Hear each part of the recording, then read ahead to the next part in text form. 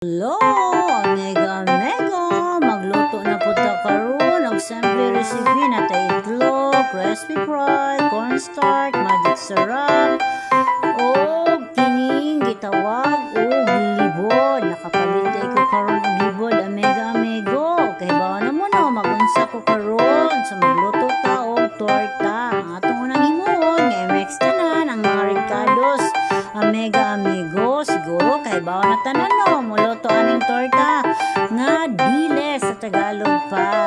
Ang libod, Omega Amigo, i-mix na nato tanan. Dayon nato nang lutuon. Simple ra gyud ni kaya siyang pagluto, Omega Amigo. Magpainit ta daan og gidibol sa kaha.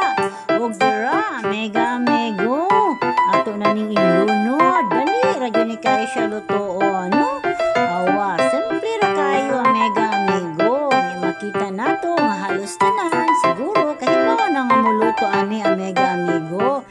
Nagyod diri sa amoa, daghan kayo mga mananagat na kuha og libod karon. Kung na mo mga libod, ato daning tortahon, Omega Amigo, kay wow, dali ra kayo lutuon og very yummy. Humuta oy, labi na gyud kung naay crispy fry, baka naman. Odora, Omega Amigo, luto na ang atong tortang libod. Dilis sa Tagalog. Og dira, very yummy, very simple. Okay. Salamat ha sa kanunay pagtanaw. Kainan na.